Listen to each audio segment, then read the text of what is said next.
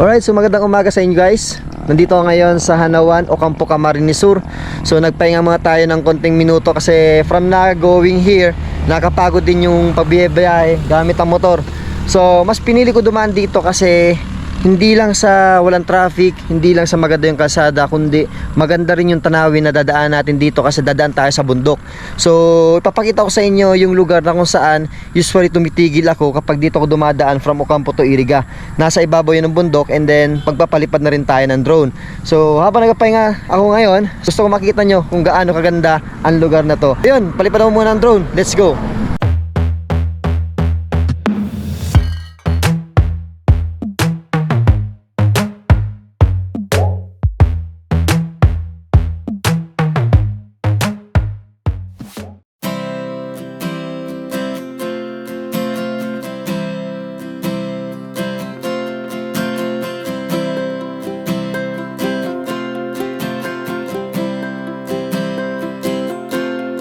When the sunlight hits my face, it won't be long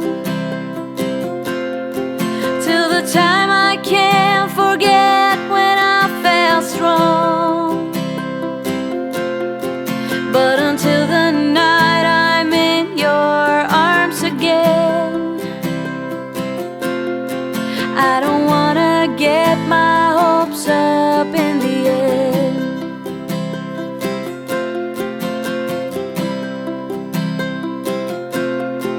All the way I thought that you'd be here with me,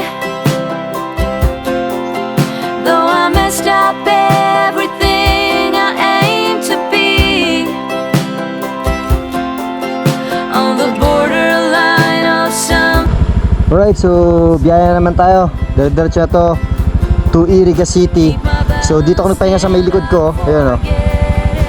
So kung makikita nyo, ito yung daan papunta sa Iriga. Hindi ko alam kung ilang kilometro to, pero medyo malayo-layo pa to. So aside sa hindi traffic, napakaganda kasi yung kalsada dito. Kaya dito ako dumadaan pag pupunta ako ng Iriga, lalo na kung galing ako sa Partido area. Alright, so yun, halika, samahan nyo ako sa vlog na ito. Let's go. Fall apart here, would you help me stand up straight? Pick up all the pieces of my pride. When the sunlight hits my face, it won't be long till the time I can't forget when I felt strong. But until the night I'm in your arms again. Alright, so nandito ako ngayon sa Barangay Sagrada, dito lang sa Iriga City. So ito yung ikalawang spot na tinigilan ko. Usually kapag dumadaan ako from Ocampo going to Iriga City, dito ako tumitigil, lalo na pag nakakotse ako kasi napakapayapang lugar to. So kung makikita ito yun, no? Ayun, no? So ito yung Mount Isarog, kung makikita ninyo. Tapos ito naman yung baba nito. So halos nasa bundok na tayo. So diretso pa to papunta sa Iriga. Pataas ng pataas yung lugar natin na dadaanan. Pero dito muna tayo tumigil kasi kung makikita nyo, ito yung napakagandang lugar dito. Napaka-presko, napakatahimik, tapos napakaliwalas.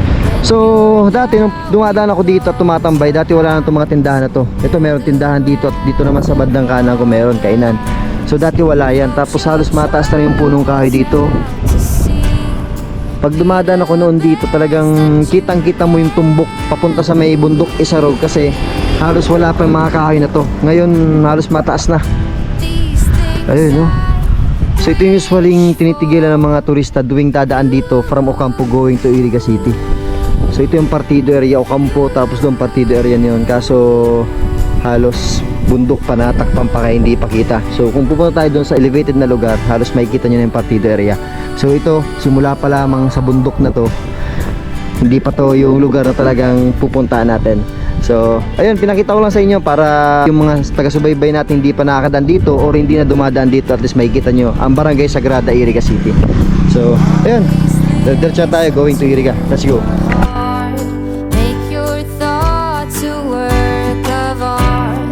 Climb the mountain if you like, but come back down.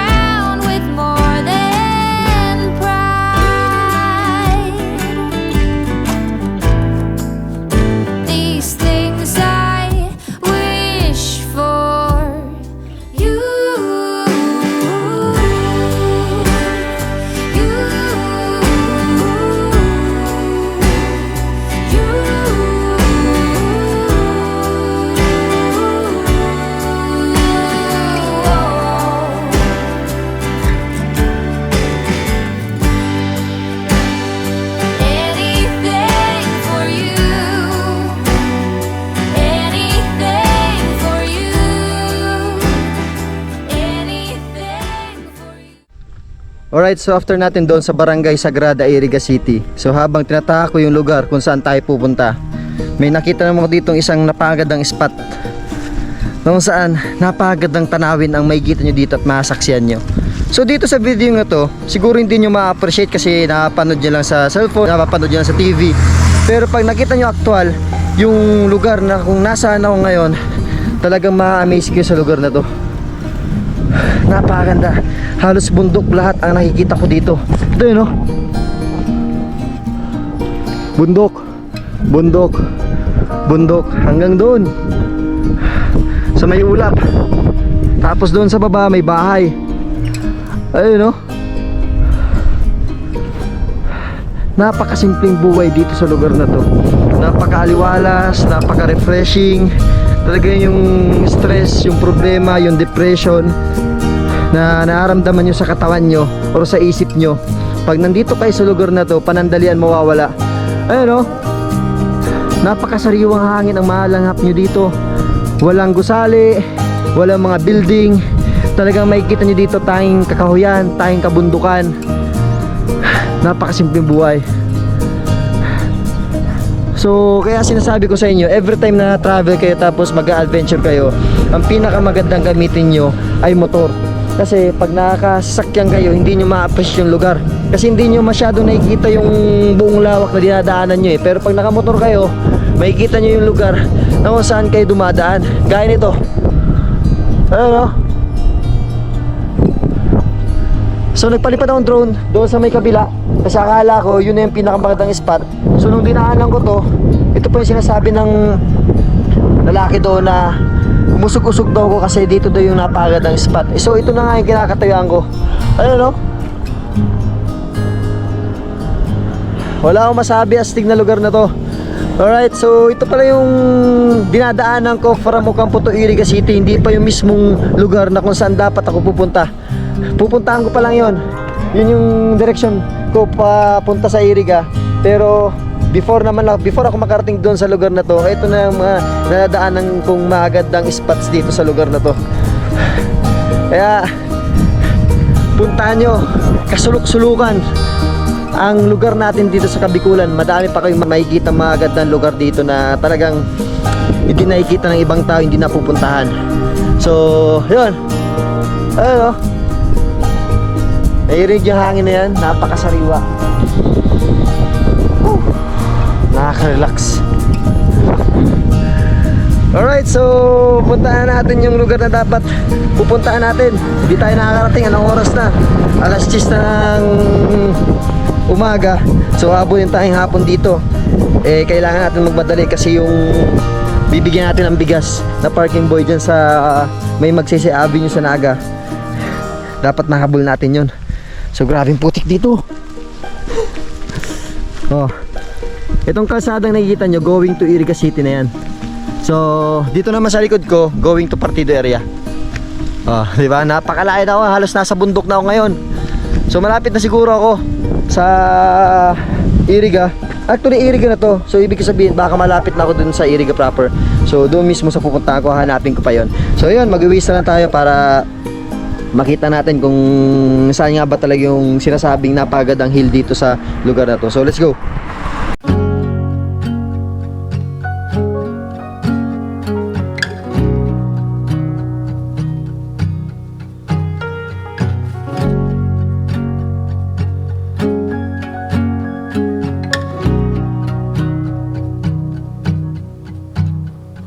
Staying at home, turn off the phone, I will listen to you. You lay in the sheets, you hold on to me like I'm already gone, and whisper your words like secrets written in an old moleskin. Look up above, the sunlight seems like it is gonna break in, and something ain't right. Yeah, something ain't right. Oh, something ain't right.